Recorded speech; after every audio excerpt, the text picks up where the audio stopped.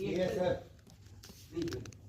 ऊपर वाला नहीं, वहाँ पे भी नहीं किसी ने रखी। EXL में कैब फैसिलिटी किस तरीके से मिलती है, क्या उसके चार्जेस कट रहे हैं सैलरी में से या फ्री ऑफ कॉस्ट है, वो कैब कहाँ तक प्रोवाइड करती है, किस लोकेशन तक जाती है। EFMFM एम्प्लॉई ऐप करके जो प्ले स्टोर पे आराम से अवेलेबल हो जाता है, येलो कलर का है। आप जब वहाँ पे लॉगिन करोगे तो वहाँ पे आपको कंपनी का कोड मांगा जाएगा और ऊपर से आपका जो मेल आईडी रहेगी या फिर फोन नंबर वो वहाँ पे मतलब वेरीफाई होने चाहिए। कैब बुकिंग में आप डे बाय डे भी आप बुकिंग कर सकते हो या फिर एक साथ आप मतलब एक साथ बुकिंग कर सकते हो पूरे हफ्ते का।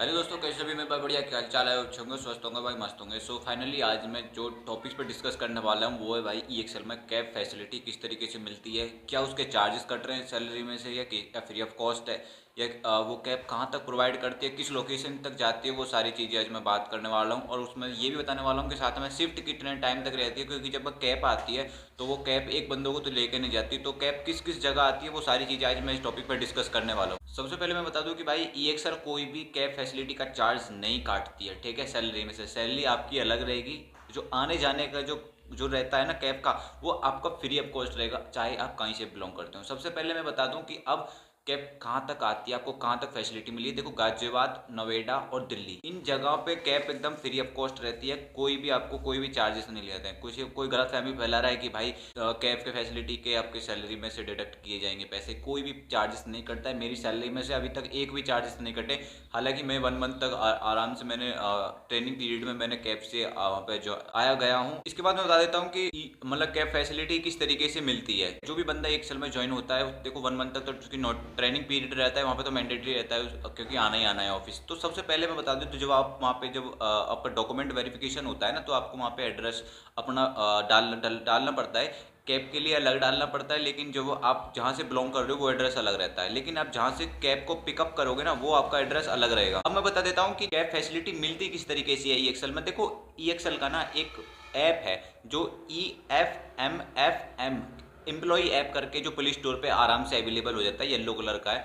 आप जब वहाँ पे लॉगिन करोगे तो वहाँ पे आपको कंपनी का कोड मांगा जाएगा और ऊपर से आपका जो मेल आईडी रहेगी या फिर फ़ोन नंबर वो वहाँ पे मतलब वेरीफाई होने चाहिए।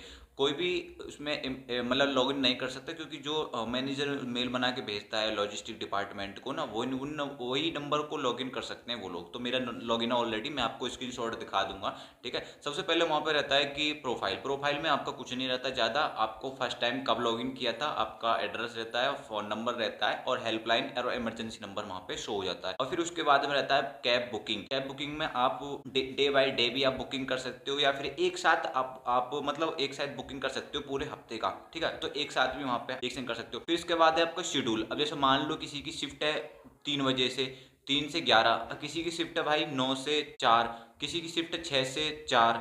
तो वो अलग अलग शेड्यूल के हिसाब से आप अलग अलग कैब बुक कर सकते हो। वहाँ पे भी ये फैसिलिटी है।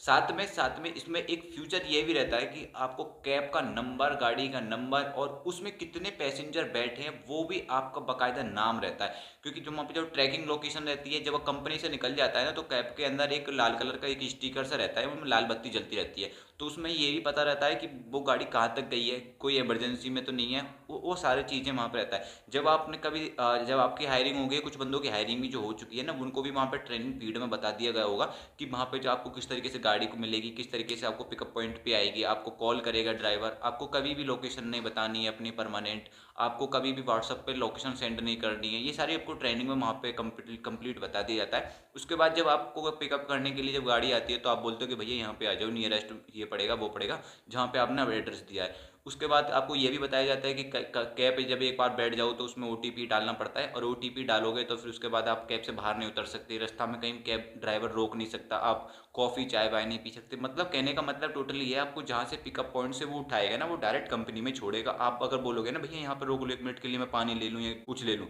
तो वो रोकेगा नहीं बिल्कुल भी। तो इसलिए वहाँ पे वो सारी ट्रेनिंग में कंप्लीट बताया जाता है और आपको निश्चिंत रह के मतलब, और साथ में आपको गार्ड भी प्रोवाइड किया जाता है। जब वो कैब मिलती है ना, तो उसमें जब नाइट शिफ्ट रहती है, नाइट में तो गर्ल्स सेफ के लिए ना, तो गर्ल्स के लिए गार्ड भी प्रोवाइड किया जाता है, साथ में गार्ड भी जाता है उनको घर तक पिकअप छोड़ने के लिए ना। गार्ड साथ रहता है गाड़ी में, कोई मतलब ड्राइवर या भाई कोई वैसा सीन ना कर दे, उसके लिए EXL कंपनी गार्ड भी प्रोवाइड करती है। EXL की तरफ से कोई भी चार्जेस नहीं कटते हैं। इसके मैं बता दूं आपको, कोई गलत फहमी फैला रहे हैं कुछ लोग कि EXL सैलरी में से डिडक्ट करती है, ऐसा कुछ नहीं है।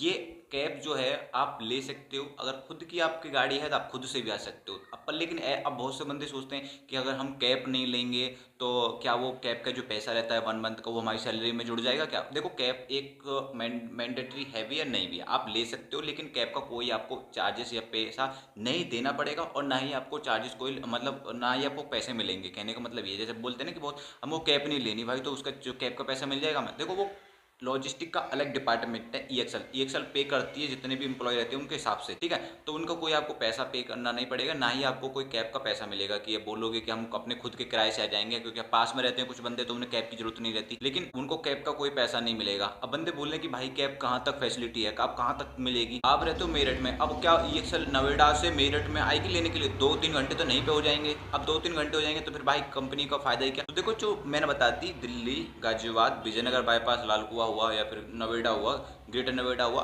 तो यहाँ पे आ सकती है कैब लेने के लिए कहीं भी आप हो, ठीक है। तो सब आपकी जो कमेंट आ रहे थे कि भाई कैब का बता दो, और कैब के लिए आपका ऐप रहेगा, वहाँ पे आपका वेरिफिकेशन नंबर डाला जाएगा, वो सारी चीज़ें होंगी। मैं आपको बता दूं कैलकुलेशन में किस तरीके से होता है। आपको जब सबसे पहले जब नंबर वेरीफाई होगा, जब आपका ईएक्सएल जो फैसिलिटी होती है, जब इसका मतलब एक C90 कुछ करके ऐसा कोड रहता है ईएक्सएल कंपनी का, वो आप वहाँ पे डालोगे, अपना फ़ोन नंबर वेरीफाई करोगे तो आप इजीली लॉगिन कर पाओगे और वहाँ से अपना डेली शेड्यूल जो ना वहाँ पे आराम से ईजी वे में आप बुक कर सकते हो पूरा। अब मैं बता देता हूँ हायरिंग की। देखो हायरिंग भाई 27 तारीख को लास्ट चली थी, तो अभी हायरिंग आने वाली है। तो अगर कोई मेरी फैमिली में नया है, कोई नया देख रहा है तो ब्लॉग को प्लीज़ सब्सक्राइब कर लो। मिलते हैं किसी नेक्स्ट ब्लॉग में, क्योंकि मैं यहाँ पे भाई अपनी हायरिंग से रिलेटेड शेयर करता रहता हूँ, कब हायरिंग चल रही है, कैसे है, रेफरेंस के साथ में। अगर मेरे ग्रुप ज्वाइन नहीं किया, टेलीग्राम ग्रुप ईएक्सएल 2025 सर्च कर लेना, टेलीग्राम पे आपको मिल जाएगा। अगर कोई मेरी फैमिली में नया देख रहा है तो प्लीज़ सब्सक्राइब कर लो। तो मिलते हैं किसी नेक्स्ट ब्लॉग में हायरिंग के साथ, तो प्लीज़ सब्सक्राइब कर लो। Love you all.